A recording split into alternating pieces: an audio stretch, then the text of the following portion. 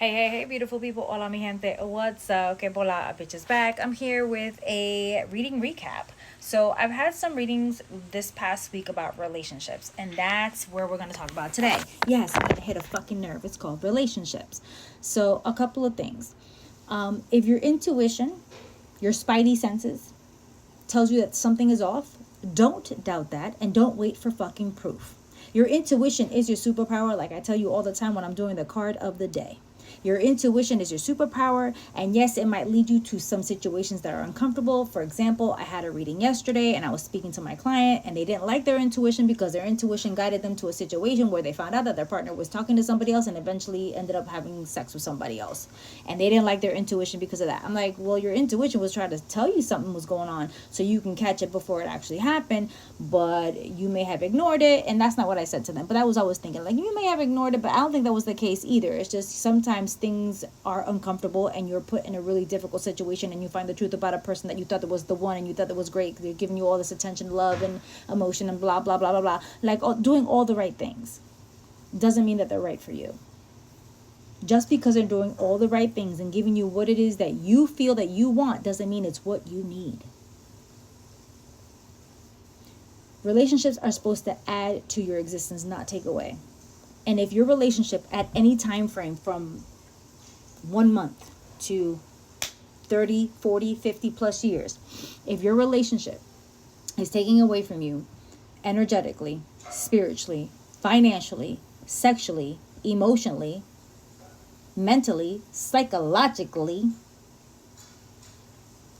then why are you ignoring the red flags? Didn't I tell y'all the other day that not everyone is meant to evolve, and the reason why you're catching that and the reason why you're seeing that is because that's going to show you who you're not supposed to become? So why are you settling? The most important relationship that you're going to have is the relationship with yourself. That's why I have programs called Love Thyself, Love and Know Thyself, Fall in Love with Yourself, flaws and all. And also, for those of you who are stuck in these kind of relationships and you're like, no, that's how it always has been, and you know what? I'm not gonna let them go because he ain't shit, but he is my ain't shit motherfucker. Dale, keep him, keep her. I don't care. But don't come to me, and I'm not saying that this person came to me for that, but don't come to me complaining about your relationship. And when I ask you why you still with him, you're like, oh, but because of this bullshit. You're walking in potential. You're looking at the potential of that said person. Potential doesn't mean shit unless you're walking in the reality of that potential, until you're taking those steps to reach that destiny, to reach that goal, to reach that mission, to see that potential. And if they tell you who they are, if they tell you they ain't good for you, they tell you they have so many problems, if they're telling you who they are, they're not telling you to make you feel better. They're telling you their truth. Why aren't you taking that at face value and listening to their truth? If they're telling you that they're not really good at commitment, then why the fuck are you in a commitment with them? You can't master your future if you are a slave to your past. And if you keep rereading the last chapter, you will never be able to start a new chapter. Fall in love with yourself. Make it about you. And if you need help with that, I have programs for that. But at the end of this month, no more programs for the rest of the year. So Love Thyself, Love and Know Thyself, and the Soulful Mastery Entrepreneur Program, which, if y'all didn't know, the first 3 and 6 months of the Soulful Mastery Entrepreneur Program is not just for entrepreneurs. It's not for creative content creators. I said that wrong. Well, you know me. I don't edit shit. And it's not for, you have to start a business. It's for people who are in their careers. If you already got a career going on, Soulful Mastery Entrepreneur Program is there for you to master your career, help you with your money wounds, help you with your family issues, help you love yourself because you're the most important relationship in your life. You're stuck with yourself forever. Thank you. Loki guaranteed that. See? Loki confirmed that.